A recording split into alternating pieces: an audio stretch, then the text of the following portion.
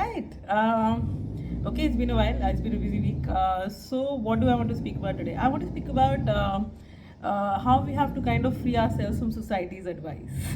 And this has come from a brilliant, I mean, of course, I think my entire life is that, but this kind of got reinforced by this amazing screenwriting workshop I did with this brilliant teacher called Anjum Rajamali. And there are two things I'm taking away from that workshop. One was the fact that he spoke about. Don't live under your parents' bed.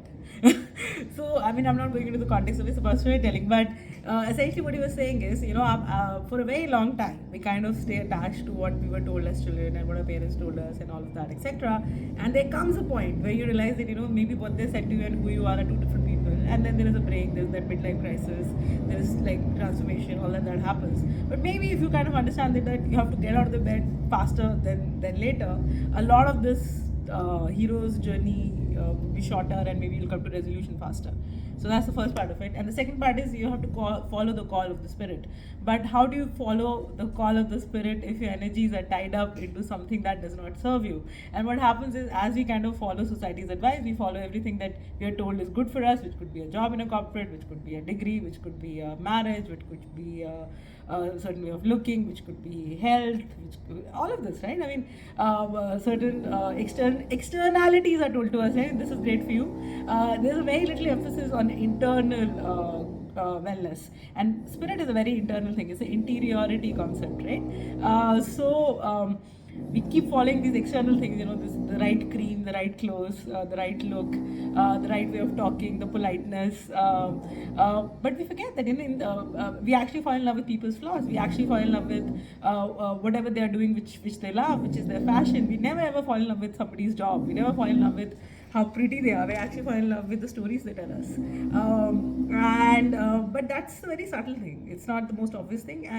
But I think the sooner we kind of realize that, we have to free our spirit so we can actually maybe reach highest potential in this lifetime.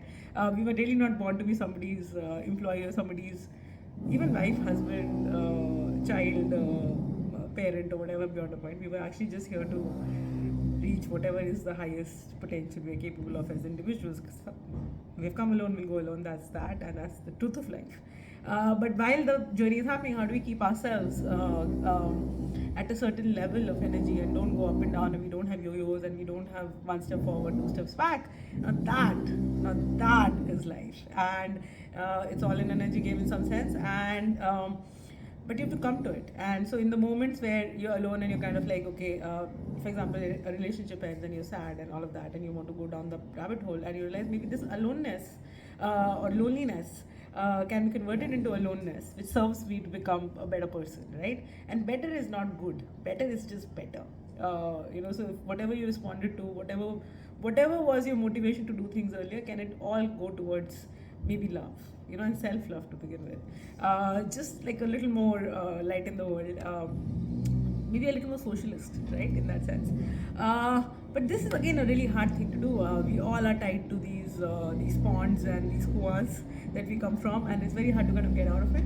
But maybe that's the quest. And if we do that, imagine what we unlock in terms of spirit, what we unlock in terms of the conditioning that we let go of, what we unlock in terms of the structures that we believe in, what we let go of in terms of who we think we are, what we let go of in terms of what is available to us as wisdom.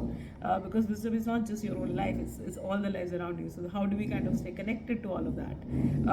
That's the call of the spirit. And it's a very courageous call, but the attempt is that let's do that. And it's a very, very interesting life.